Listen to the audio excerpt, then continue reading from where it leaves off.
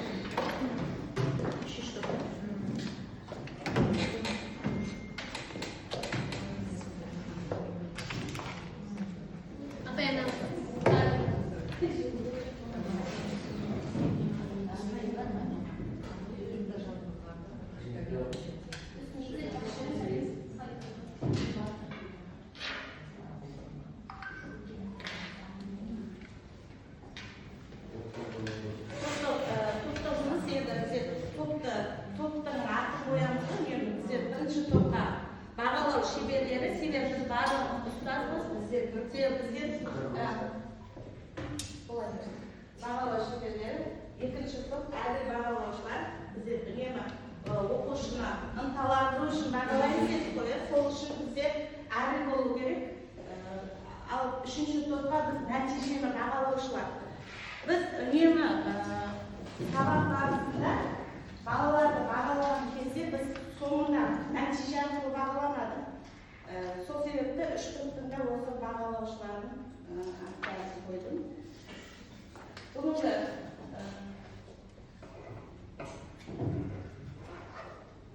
топтық жұмысты бағалаудың маңызы мен мақсаттары. Топтық жұмысты тиісінше нақты әрі өлшемді түрде бағалау керек. Себебі бұл жерде жаңа осы бірінші сенің сабағымызда мұғалім айтты ғой, мысалы бір топта 4 бала отырып, бірақ біреуі белсенді жұмыс жасамайды. Бірақ сол топтың ұпайы оңдалып отырады. Сол кезде бұны бағалауды мына жерде бірнеше әдістерін алып келдім. Енді бұл бағалау әдістерінің аты өзгергенмен затын күнде өзіңіз пайдаланып жоқ қой. Мына рейтингтік бағалау деп алдым. Рейтингтік бағалау топ басшының бағалауы. Мысалы топтың біз топ басшысын белгілейді. Ол топ басшы өзінің тобындағы балалардың қаншалықты деңгейде жұмыс жасап отырғанына оларға нақты критерий қойып беру керек. Критерийге арналған дескрипторы әрине ұстазда болады. Сол себепті сол критерийге байланысты топ мүшесі топтағы балаларды бағалап отырады. Сол жерде олар өз нәтижесін жаңағы ол қасындағы баланың бағалап отырғанын білген кезде ол бала жақсы жұмыс істеуге талпынады. Енді екінші интегралды көрсеткіштер әдісі бұл топтық нәтижелерді кешенді бағалау. Рейтингті бағалаудың артықшылығы бағалау және ашық және нақты болады. Оқушы өз нәтижесін бақылап жақсартуға тырысады. Мұғалімге әр оқушының ілгерілеуіне талдауға мүмкіндік береді. Мысалы, мұғалім 24 оқушы. Оның қайсысы қай тапсырманы толық орындап отыр, орындамай отыр. Мысалы, біз кейде өзіміздің жаңағы келесі тапсырмаларға дайындық үстінде ол қалып қойып жатыр. Сол кезде қасындағы балалар оның қаншалықты дәрежеде жұмыс істеп отырғанын анықтай алады. Интегралды көрсеткіштер әдісі келесі бағалау тәсілі. Бұл интегралды көрсеткіштер әдісі деген әр топтық жұмыста кейде бізде жаңағыдай мәтін құрау, әңгімелеу, тірек-сызба болады. Ал біреулерінде суретпен форма деп жатамыз. Ал біреулерінде осы шағын тірек сөздерге өлең құрастырып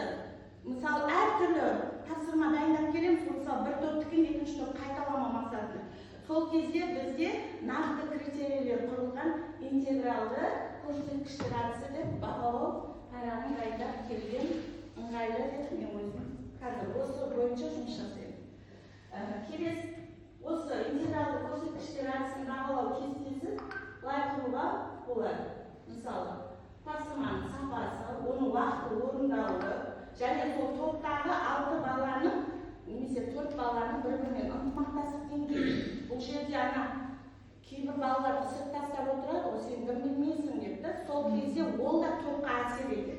Сосын бұл жерде шығармашылық идея ұсынып отыратын 2-3 бала болады. Ал оны жазып қолданып отыратын 2-3 бала болады. Олардың да барлығын одан кейін соңында топты таныстырып, жаңағы қорғауға келгенде тартыншақтап қалады. Кейбір балалар сен айт, мен айт болды. Сол кезде қорғау. Бұның барлығына ұпай қойылатынын білген кезде балалар ұмтылады. Нақты сол жерде жұмыс болады деп есептейді. Үшінші әдіс бұл 360 градустық бағалау әдісі. Бұл 360 градустық бағалау әдісі жаңағы топ басшысы бағалауы, топты жаңа интегралды көрсеткіштер арқылы бағалау және мұғалімнің бағалауы. Мұғалімнің, мысалы бізде өзіміздің әр баланың деңгейіне қарай өзінің бағасын біліп тұрамыз ғой. Ол қанша жерде, мысалы, мына топ басшы мүмкін ана бос болады. Оған барлығына істеп отыр деп ол 5-10 қойып отырады. Ал бірақ біз мұғалімдер бәрінің деңгейін баланың деңгейін анықтап отырады. Соны 360 градустық бағалау әдісі. Көп жақты кері байланыс деп алды. Енді мына жердегі менің жаңағы тапсырма бойынша берілетін топтық жұмыс.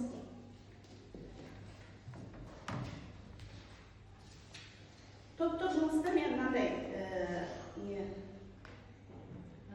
гексиконациялық арқылы келдім.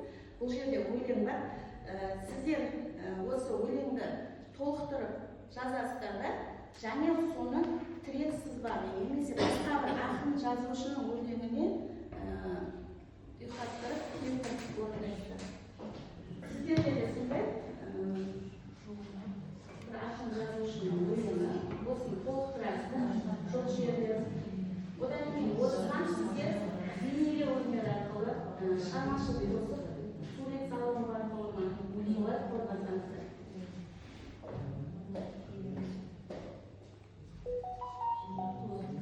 Енді мына топқа төртеу болғанда жақсы еді. Мен қарамаймын.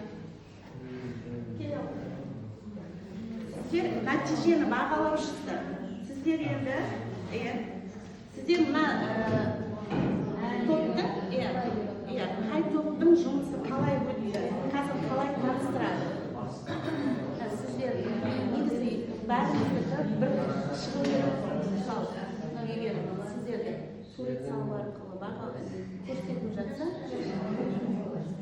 қазір барып көрсеңіздер қай бағытта қандай деп жұмыстарында сол туралы отырған ұпайларын қойып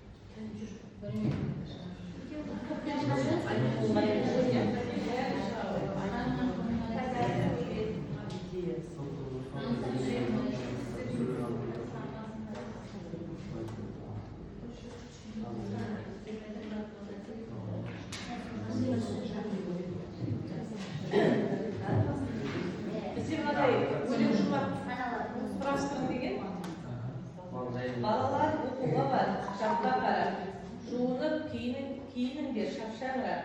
Шақырды тауып мана әлдеқашан қарап тұрып терезеден күн жылтырап. Мынау жаңа Ахмет Байтұрсынұлы шығармасынан осыны біз мына немен келтірдік, өлеңмен сәйкестендірдік. Бұл жерде диаграмма алынған. Бұрынғы оқушы және қазіргі оқушының өзінде де бұрынғы оқушылар күнге немесе кітап ұстаған, ал қазіргі оқушылар смартфон, ұялы телефон оқу деген сияқты. Бұрынғы оқушы мен қазіргі оқушының айырмашылығы, бұрынғы оқушылар ерте тұрып, сыныпқа келсе келіп, кабинеттің тазалығына қарайтын болған және тапсырмаларды мұқият орындайтын болған. Және бұрынғы кездері қазіргіге қарағанда бірыңғай мектеп формасы болған. Қазіргі оқушылар ұйқы режимі бұзылған, оған бірден бір себеп ұялы телефон деп ойлаймыз. Және тапсырмалардың барлығын смартфоннан қарайтын менің қазір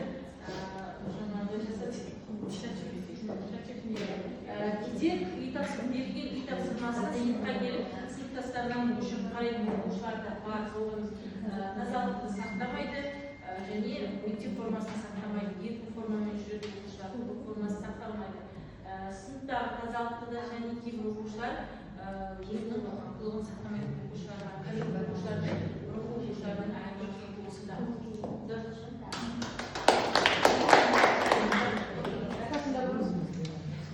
Бірінші топ.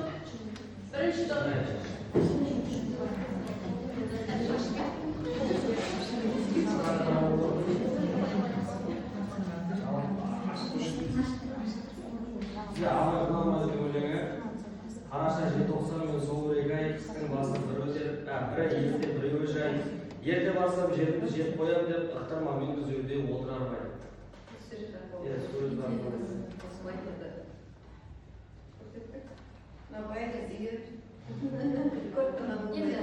Сюжеттің өзі үнемді оқығанса байнабай деген бір үлкен бір тарихи оқиға деген ауылға қарамыз ғой енді. Сюжеттің солай болып тұр. Сол үшін біздің көз алдымызға ең бірінші отырар бай деген киіз үйлерді елестеді, олардың мал бағып жүрген сөздерді. Және ол жерде күзеуге деген сөздер бар. Күздің уақытында болған оқиғаларды елестетіп, күздік дені шыған болған.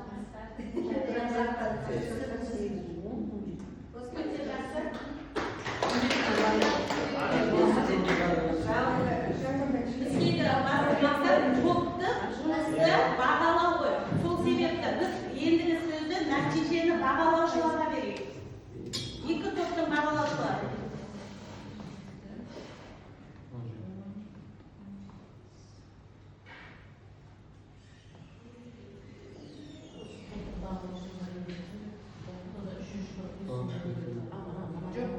Бұл жердегі бағалаушы негізі мұғалім. Ал мен қазір бәріміз сол себептен ол топқа қалай бағалайды? Қазір сол бағалаушылардың қиыншылықтары мен артықшылықтарды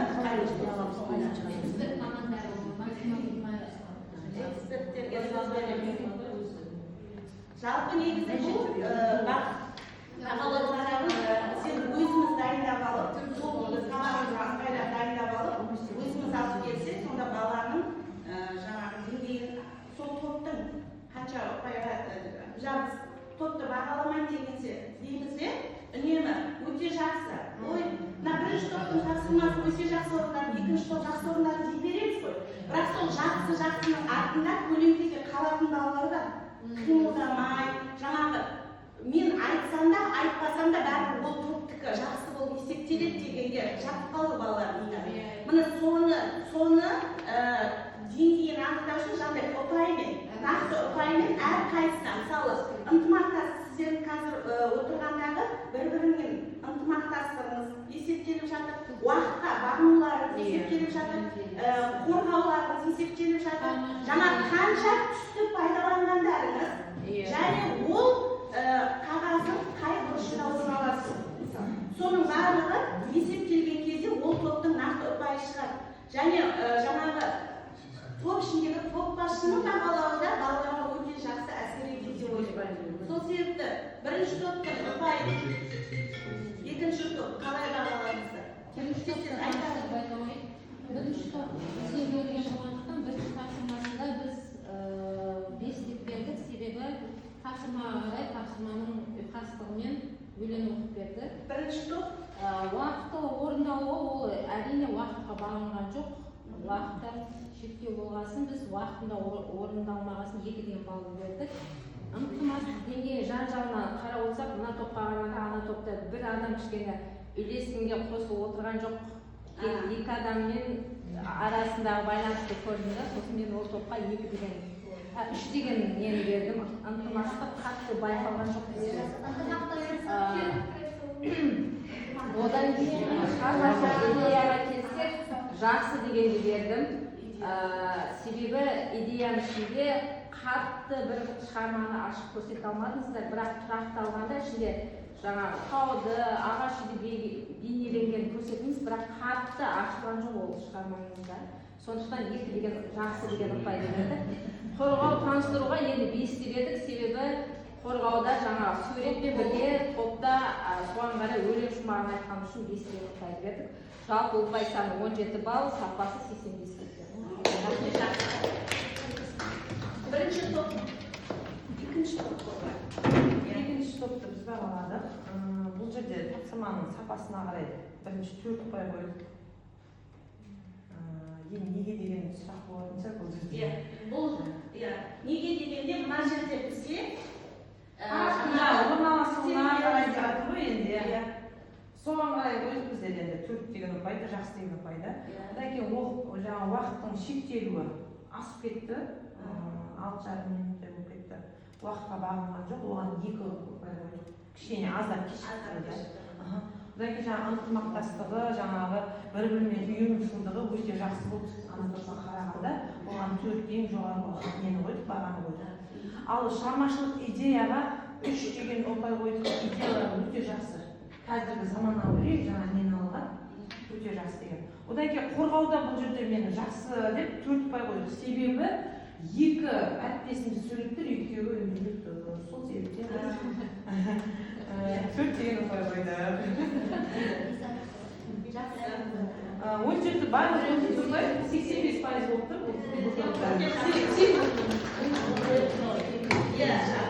Таяқтың 2 ұшы бар дейді ғой, бізде бір-біріміз не істей алмаймыз ғой, таяқтың 2 ұшы бар. Бәріміз де бірдей дәрежедегі педагогпыз, барлығымызға өте рахмет. Нәтижені бағалаушылар, сіздерге де көп рахмет. Осы жерде енді 2 топты бағалаушы сөйледі, оны сізден сұрайыншы. Не қиын болды? Қиыншылық жоқ па? Сіз бағалап отырсыз ғой, қиналмадыңыз ба? Мүмкін ол жерде кереғар пікірлер туады ғой. Неге дегенде? Жоқ, шығарма. Балалардың ішінде сондай шығар. Неге? Біздің топ бүйтіп айтты ғой. Неге сіз оны дұрыс бағаламадыңыз? Неге бізге 3 қойдыңыз дейді. Сондай айтпады.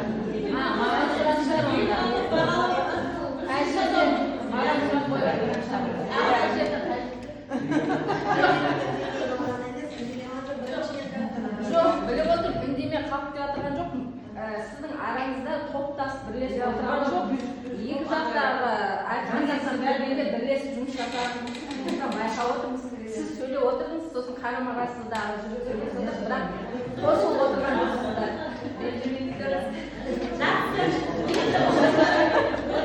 Қолдарыңызда оқушыларыңызда болады.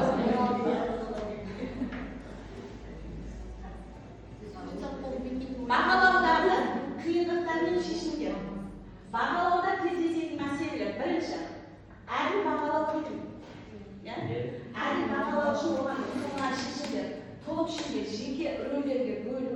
Мысалы, ол мына топтың балаларының бәрі бір деңгейдегі бала емес. Біреуі өте жақсы сол бала, біреуі үндемейтін бала. Бірақ шығарылған талда, мысалы, сол кезде біз топты, жаңа мен әрқайсымыздың қасымызға барып жүрмін ғой. Сол кезде мен мұғалім келеміз, сен сурет жасқансың ғой. Сен мынаға байланысты келеміз мысалы. Сен осыған байланысты білім шығар. Шығармашылықпен айналысатын балалар. Ал тек қана лидер балалар бар ғой, мен шығар, мен айтамын. Олар жазуға да ынтасы жоқ, тек ауыз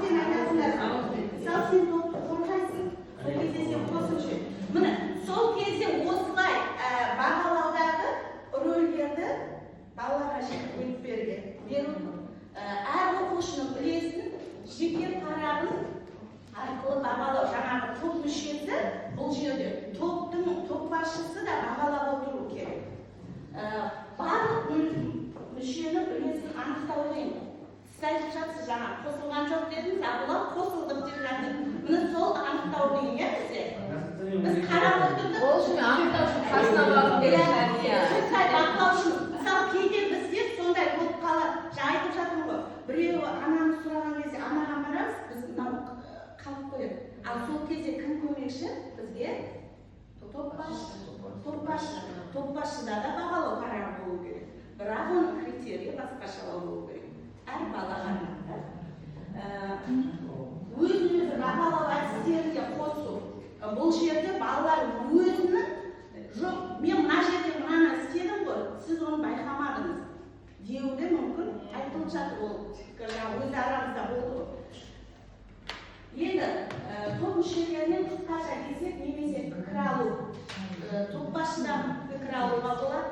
Жаңағыдай кереға не туындаған кезде топбасшыдан, ал сен айтшы, кім қалай орындады? Бағалау уақытын көптетуі, жаңағы біздің топтық жұмысты біз береміз да, бір көп жерде өзіміз бастауыш балалардың көңілін қимаймыз. Ана орындап қоя қойсыншы, біліп тұр ғой, жас бола қойсыншы деп кейде уақытқа бағынбай қаламыз.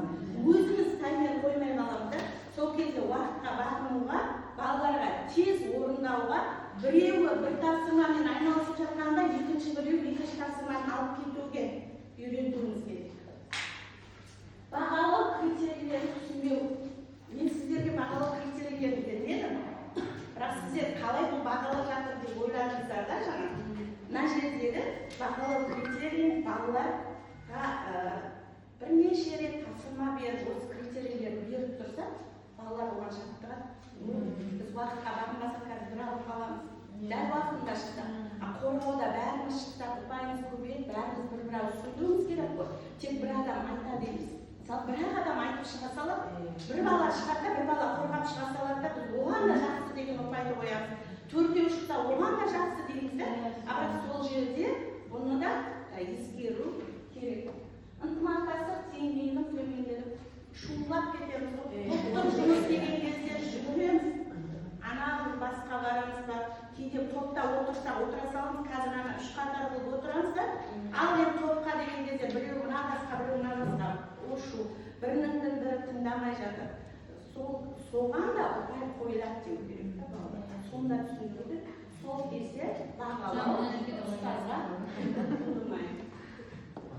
Қорытынды топты бағалаудағы ең бастысы әділдік, айқындық және кері байланыс. Нақты критерийлермен жүйелі бағалау тәсілдері оқушылардың ынтымақтастығын, жауапкершілігін арттырады. Қорытынды топтық жұмысты бағалаудың үздік тәжірибелеріне сүйене отырып, топтық жұмысты бағалау мүмкіндіктерін максималды пайдалану үшін мұғалімдер әдістерді үйлестіре қолдану. Мысалы, бір топтың тапсырмасы басқаша, екінші топта басқаша тапсырманы бір мәтін есепті түрліше жасатуға болады. Мысалы, біреуіне сызба арқылы, біреуіне шақыру арқылы, біреуіне сурет салу арқылы.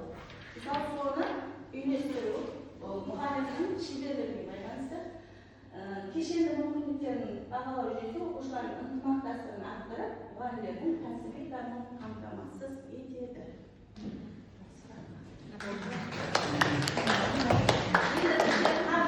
Жаңа үш кенеден өтті, кішкене шаршады. Кішкене мынадан өріп жіберіңіздер. Кішкене демалып алайық.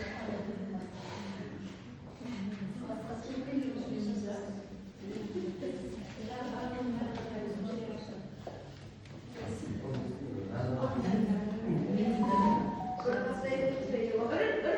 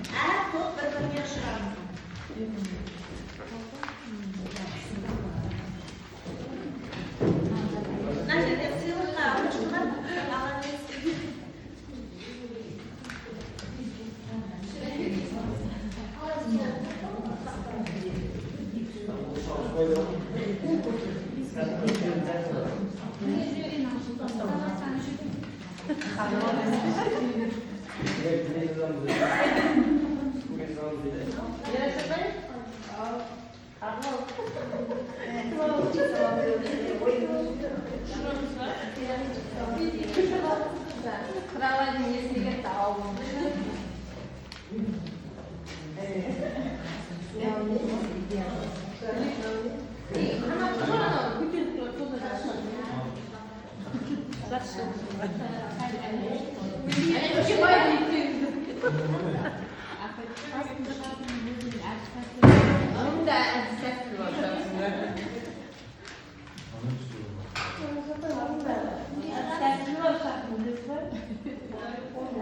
жақсы әріптестер осымен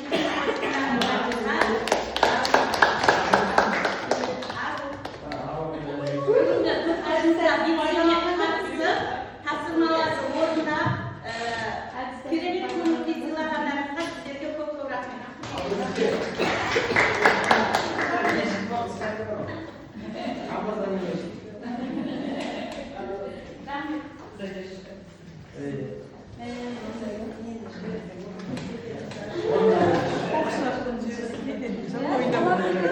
ойнап кетеді деп Na'nın bağrım. Sabah жайнаған